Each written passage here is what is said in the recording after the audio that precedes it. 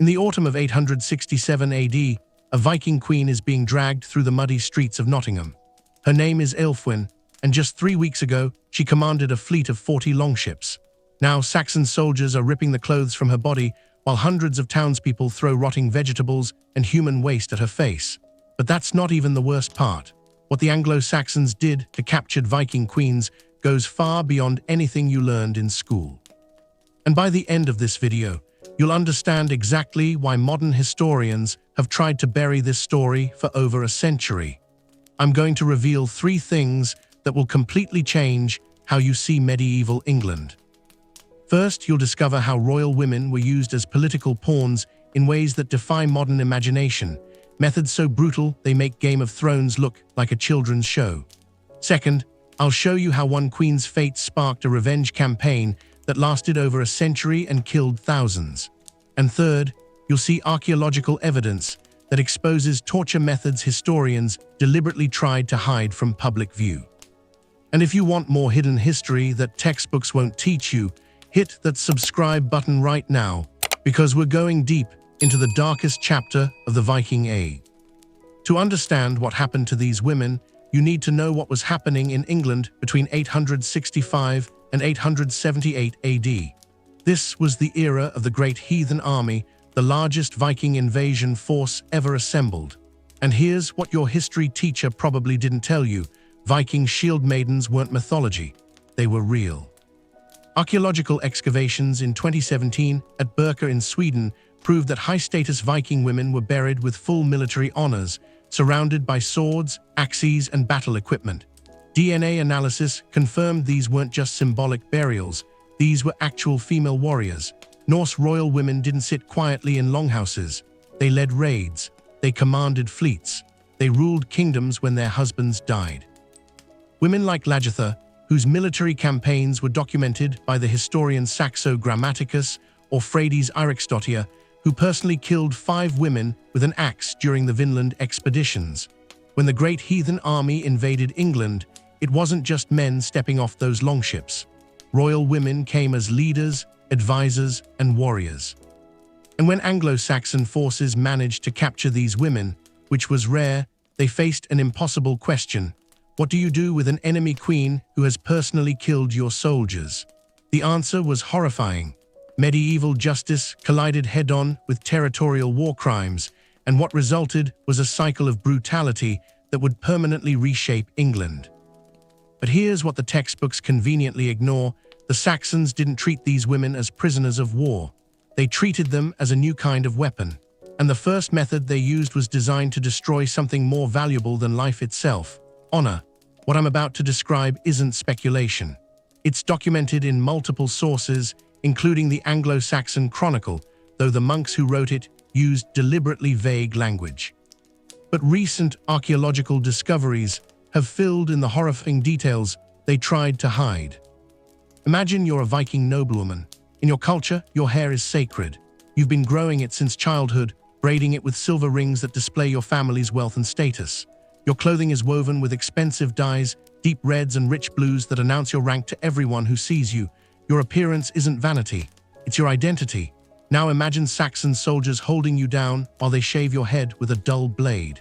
This was the first stage of what I call the humiliation protocol. When Anglo-Saxon forces captured high-ranking Viking women, they began with a public stripping ritual. Not private, not quick, public. In the center of town, in front of crowds that had lost family members to Viking raids. The Anglo-Saxon Chronicle mentions these events in frustratingly vague terms. The heathen women were brought forth and made to face Christian justice. But here's what that actually meant. First, they stripped the women completely naked. In Norse culture, where modesty was tied directly to honor, this alone was devastating. But the Saxons didn't stop there. They shaved the women's heads completely bald. They removed every piece of jewelry, melted it down, and gave the metal to the church. But here's what nobody tells you. This wasn't just humiliation. This was spiritual warfare. Vikings believed that a person's luck, their hamingja, could be physically broken. By destroying the visible symbols of status, the Saxons believed they were destroying the woman's power to curse them or bring misfortune. A recent excavation at Repton, one of the Great Heathen Army's main winter camps, revealed something shocking. Archaeologists found a mass grave containing 264 bodies, including at least 20 women. Several of these women showed signs of perimortem trauma to the skull, injuries that happened right around the time of death. But what caught researchers' attention was the positioning. These women were buried face down. In Viking culture, that's not just disrespectful, it's a curse. It means the person's spirit can never find its way to the afterlife. The Saxons weren't just killing these women, they were trying to destroy their souls. One name keeps appearing in 4 different Saxon chronicles from this period, a woman they only call the Heathen Queen. Every single time her name is mentioned, it's been physically scratched out of the manuscript. Someone, centuries ago, decided her actual identity was too dangerous to record. But this was just the beginning. What the Saxons did next violated every medieval code of warfare, every Christian principle of mercy, and every human standard of decency. And it gets so much worse. You might be thinking, surely they eventually released these women, right? Prisoner exchanges were common in medieval warfare, but that's not what happened. Instead, the Saxons created something far more calculated, far more cruel. They turned royal women into commodities.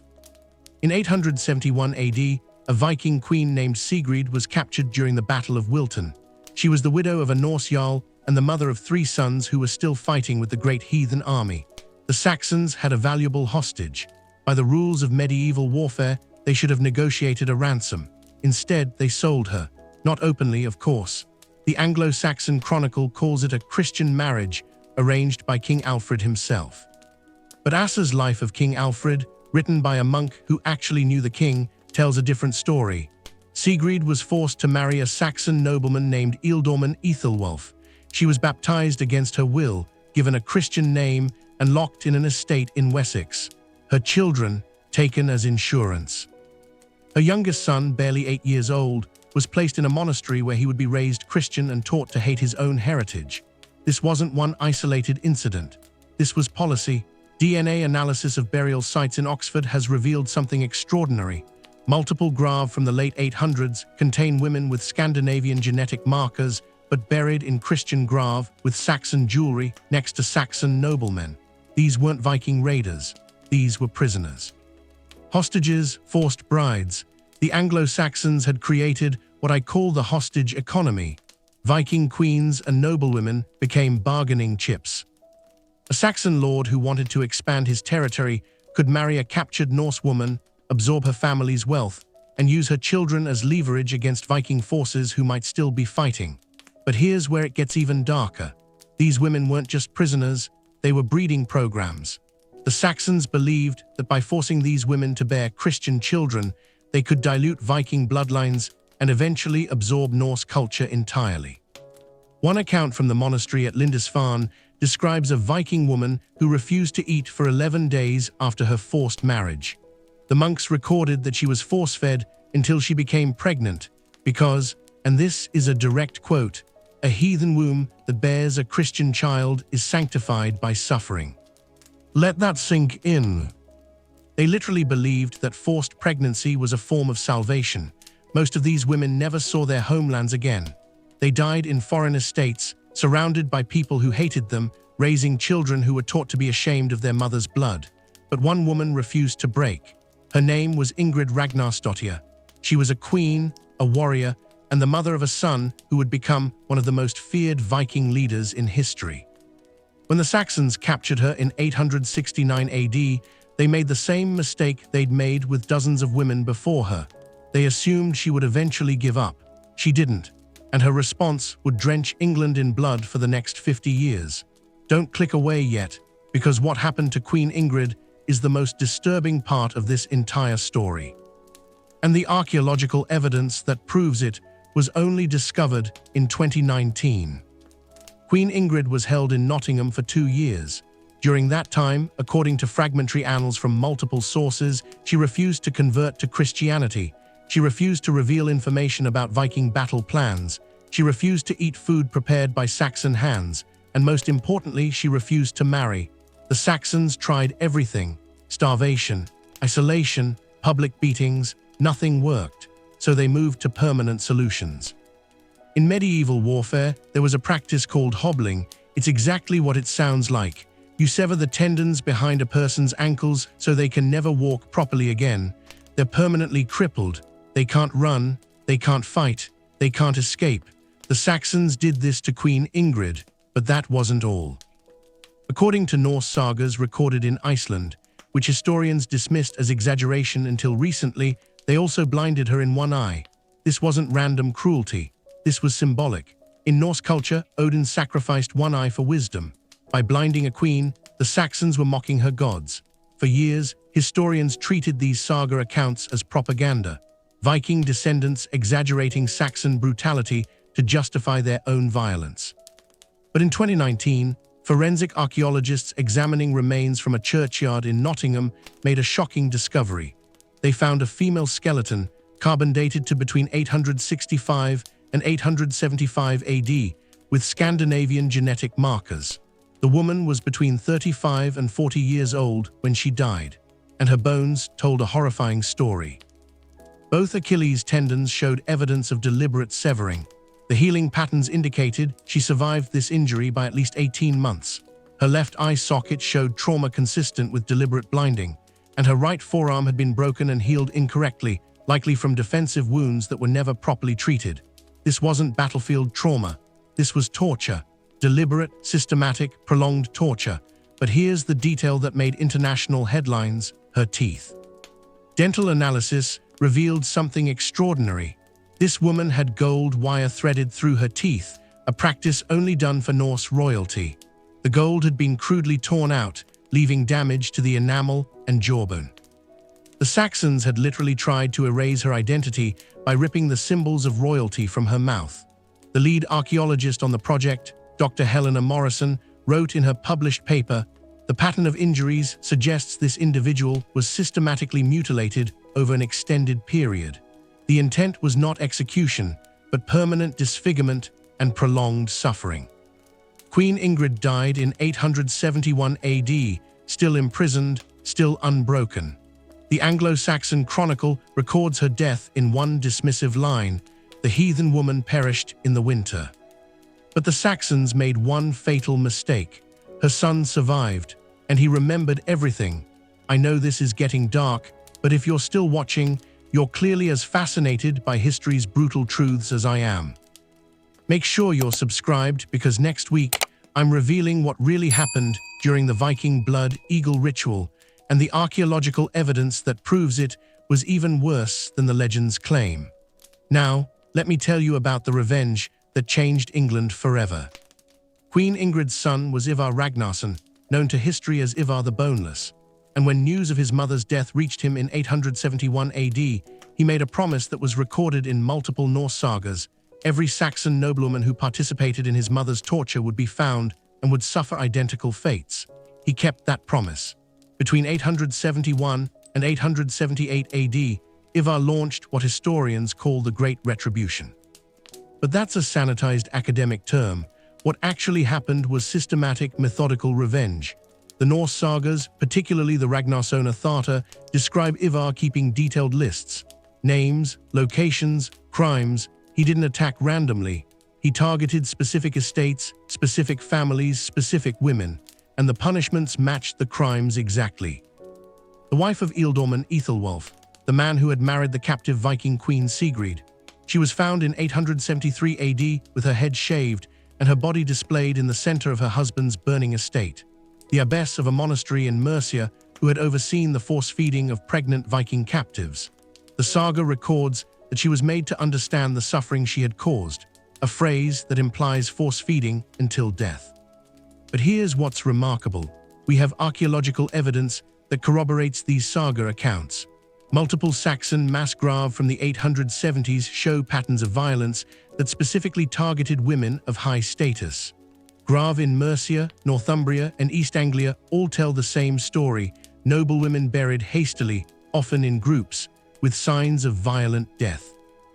One grave in particular, excavated near Repton in 2003, contained the remains of 14 Saxon women, all buried together. Forensic analysis revealed that at least 8 of them showed signs of mutilation that matched the punishments described in Norse sagas. The archaeologists originally called it a tragic civilian massacre. But when compared with saga accounts and cross-referenced with Saxon chronicles, a different picture emerged. These weren't random civilian casualties. These were targeted revenge killings, and it worked. By 878 AD, the Saxons were desperate. The great heathen army had conquered most of northern England. King Alfred, who had previously overseen the hostage economy, suddenly pivoted to a new strategy: mercy. The Treaty of Wedmore in 878 didn't just divide England between Saxon and Viking territory. It included specific provisions about the treatment of prisoners. For the first time in medieval English history, a treaty explicitly stated that women captives must be treated according to their rank, must be allowed to keep their religious practices, and must be offered ransom rather than forced conversion. This wasn't Christian charity. This was pragmatic terror. Alfred had seen what happened when you brutalized Viking queens. He'd seen the revenge campaigns. He'd seen entire Saxon noble families wiped out. The establishment of the Danelaw, the region where Viking law governed, was directly influenced by this cycle of brutality and revenge. Vikings didn't just conquer territory. They permanently settled it, because going home meant leaving their women vulnerable to capture and torture. Genetic studies of modern English populations confirm this. Across northern and eastern England, Scandinavian DNA markers are far more prevalent than previously thought. These aren't just descendants of Viking raiders. They're descendants of Viking families who chose permanent settlement over the risk of losing their women to Saxon captivity. One historian, Dr. James Crawford of Cambridge, wrote, "The brutalization of captured Viking noblewomen in the 860s and 870s directly led to permanent Scandinavian settlement in England. Fear of repeated torture campaigns made retreat impossible." The Saxons didn't just lose territory, they permanently altered England's genetic and cultural makeup through their own cruelty. And here's the final twist. Remember that DNA analysis of Saxon noble grave containing Scandinavian women. After 878 AD, that pattern stops completely. No more forced marriages, no more hostage programs, no more breeding campaigns. Why? Because Alfred knew exactly what would happen if it continued. The revenge that Queen Ingrid's son unleashed didn't just change England's borders, it changed England's soul. So let's be clear about what really happened in medieval England. The brutalization of captured Viking queens wasn't a few isolated incidents. It was systematic policy. It was calculated dehumanization designed to break an enemy's will and absorb their culture. And it backfired, catastrophically. The cycle of torture and revenge between 865 and 878 AD killed thousands, reshaped England's political landscape, and created permanent cultural divisions that lasted for centuries. The Danelaw wasn't just conquered territory, it was a living reminder that brutality breeds brutality. And here's why this matters today. We're watching the exact same pattern repeat across the world. When captured leaders are brutalized, when prisoners are tortured, when women are systematically abused as weapons of war, it doesn't end conflicts. It guarantees that those conflicts will span generations. The Middle East, Eastern Europe, Central Africa. Everywhere we see cycles of violence, we see the same pattern. Humiliation breeds revenge. Revenge breeds retaliation. And retaliation breeds permanent hatred. The Anglo-Saxons thought they were being strategic. They thought breaking Viking queens would break Viking resistance. Instead, they created an enemy that would never forgive, never forget, and never stop until justice, however brutal, was served. So here's my question for you. If you were Queen Ingrid's son, if you had watched your mother tortured for years while imprisoned in a foreign land, what would you have chosen? Mercy or revenge? Would you have broken the cycle, or would you have become part of it? Drop your answer in the comments, because I want to know where you stand. And if you want to see more hidden history that textbooks deliberately ignore, make sure you're subscribed with notifications on. Next week, I'm revealing the truth about the Viking blood eagle, and trust me, the archaeological evidence is even more disturbing than the legends. Thanks for watching. And remember, history isn't what they teach you in school, it's what they tried to hide.